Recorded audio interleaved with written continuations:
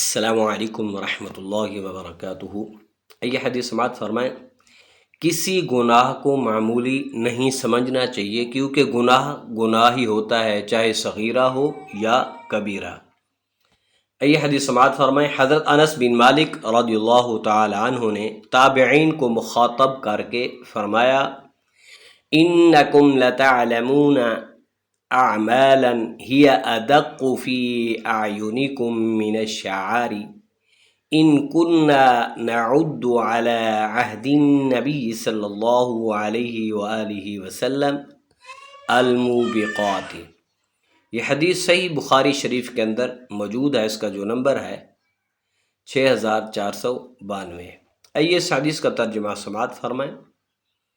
بلا شبہ تم کچھ ایسے کام کرتے ہو جو تمہاری نظر میں بال سے زیادہ باریک یعنی معمولی ہیں، یقیناً حضور نبی اکرم صلی اللہ علیہ وآلہ وسلم کی ظاہری حیات میں ہم انہیں ہلاک کرنے والے گناہ سمجھتے تھے، یعنی صحابہ کرام رضوان اللہ تعالی علیہم اجمعین چھوٹے سے گناہ سے بھی بچتے تھے، وہ یہ سمجھتے تھے کہ اس سے بھی ہو سکتا ہے پکڑ ہو جائے، اور یہ کہیں اس گناہ کی وجہ سے ہم ہلاک نہ ہو جائیں۔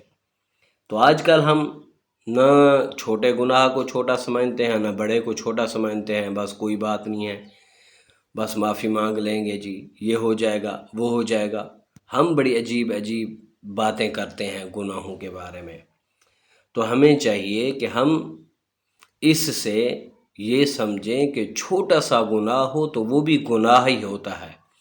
اس حدیث مبارک میں صحابہ کرام علیہم رضوان کے بے مثال خوف خدا کا بیان ہے کہ ان حضرات کے ہاں کبیرہ گناہوں کا تصور ہی نہیں تھا، وہ تو خوف خدا کی شدت کی بنا پر صغیرہ گناہوں کو کبیرہ سمجھ کر ان سے بھی پرہیز کرتے تھے۔ لہٰذا کسی بھی گناہ کو حقیر نہیں سمجھنا چاہیے، اس لیے کہ معمولی سمجھے جانے والے گناہوں کی کثرت ہو تو وہ اصرار کی وجہ سے کبیرہ بن جاتے ہیں۔ تو اس لیے ہمیں چاہیے کہ ہم چاہے صغیرہ گناہ ہوں یا کبیرہ گناہ ہوں، ہم سب گناہوں سے بچتے ہوئے اپنی زندگی گزاریں، اور جو گناہ ہم نے کیے ہیں اللہ تعالیٰ سے توبہ کریں، اور پکی توبہ کریں کہ آئندہ ہم گناہ نہیں کریں گے۔